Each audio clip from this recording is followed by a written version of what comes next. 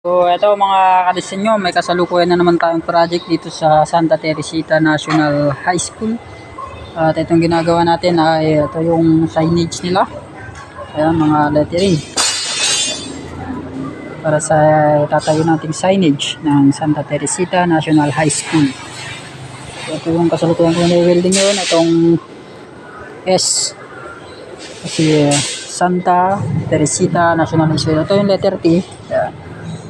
Ito yung I, kasi I love Santa Teresita National High School or I love STNHS. So ayan yung gagawin natin. Ito yung gagawin nating heart. So, mga 16 pala ginamit natin dyan kasi yung principal na matibay. Ayan. At ang taas pala na ito ay 5 feet yung taas ng isang letra. Ayan. Kasama natin ang puputo ng bakal. So ito mga kadesenyo. Ayan, ilalagay na natin yung mga ginawa nating structure ng ating letter. Ayan. Mga letra yan, dyan yung ating maglalagyan. Oh. Saluyan nililay o nilalagyan ng mga hollow blocks. Magkakabit na tayo. So ganyan kataas yan. Oh. May tali na yan. Mga kadisenyo, rain or shine tayo dito sa ating project. Ayun, yung mga kasamahan nating ayaw paawat kahit umulan, sige pa rin sa paghalo ng semento. Ayan o, naitayo na nga pala natin yung ating mga inassemble na lettering. Ayan o. So ang view nyan, doon, pag nandito sa likod, baligtad, andun yung I love STNHS. Ayan. So yun, shoutout sa mga kasamahan nating masisipag kahit umulan. Ayan. May pakape ako mamaya. Ayan, sige pa rin sa paghalo. Ayan, binahana kami dito. Oh.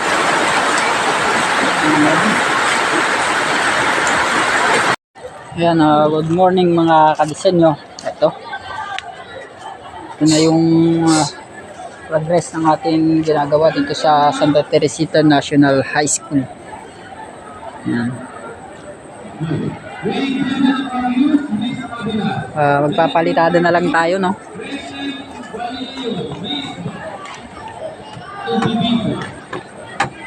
So ayan. Ayan yung panahon, medyo maaraw pero ito maambon. Kaya naglagay tayo ng tolda kahit pa paano ay makapagtrabaho tayo kahit umuulan. Yan.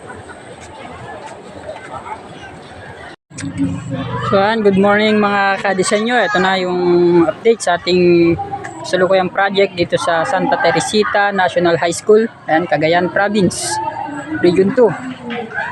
So ito na yung salukuyan natin ginagawa. Salukuyan na tayong nagpapalitada o nagfi-finishing or plastering. Ayan. Ganito kalalaki yung mga ginagawa natin dito mga kadisenyo. Ang lapad niya ay 34 cm at ang yung depth niya o yung ito yung taba niya ay 30. So talagang makapal-kapal yan at hindi basta-basta mabubuwag. Ang height pala niyan ay 5 feet. Tapos yung base natin, dalawang hollow blocks ang taas.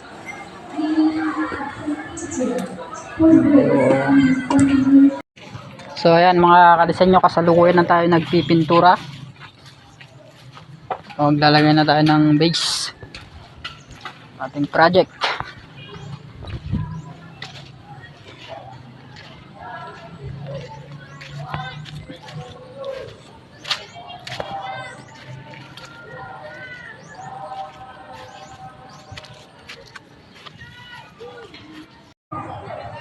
Ito mga kadisenyo, kasalukuyan na tayo naglalagay ng ating second coat o yung pangalawang kulay natin na ito na yung final na kulay na gagamitin natin. Yung talod din red, tsaka yung hansa yellow, and then itong side lalagay natin dyan ay yung Ito, Bagyo Green. Ayan.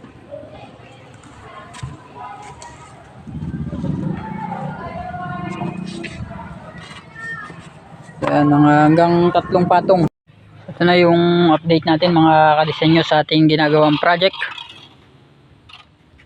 Ayan. Ito, kasalukuyan na tayo nagtatiles. At yan yung tiles natin, no. Lapit nang matapos, yung sa likod na lang. Ayan. Yung white na nakikita nyo dyan sa mga letra, Bagyo Green ang ilalagay natin dyan. Ang kulay nya.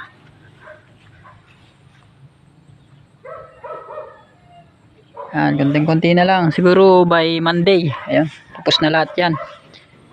Finish na. So, konti na lang. Magbubuhos na lang tayo dito sa baba. By tomorrow, bubuhusan natin yan. So, ito mga kadisenyo. Ayan, nagpipintura na tayo ng Bagyo Green. Ayan. Saan yan, Beth? Mag-awi din ni Jerwell. Mag-awi din. Para mas ma-emphasize yung bawat letra. Kailangan dark. Yung sa may def. Ito'y Qatar.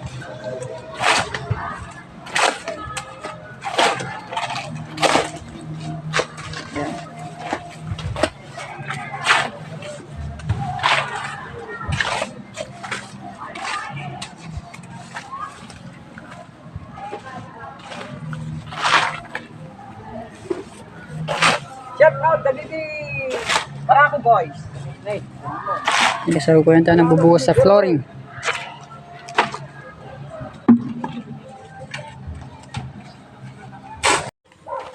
So yan mga kadisenyo, ano? Tapos na tayong nagpintura. Ayan. Ang ilalagay na lang natin dyan ay yung top coat na acrylic emulsion para kumintab at syempre protection niya sa araw tsaka sa ulan para hindi mabilis mag fade. Tapos ito yung sa baba, ayan, yung ayan, pinturahan natin yan.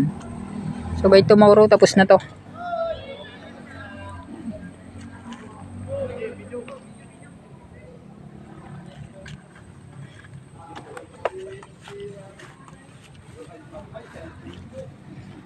Shout out kay Sir Edu. Ayan, sir, tapos na yung pina-project mo.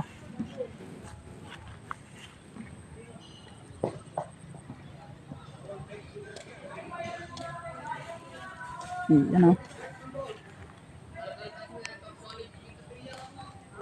So yun lang mga kadisenyo na.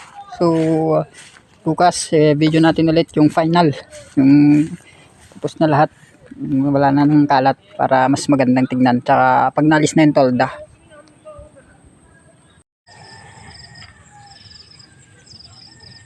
So ito mga kadisenyo yung ating finish na project. Kaya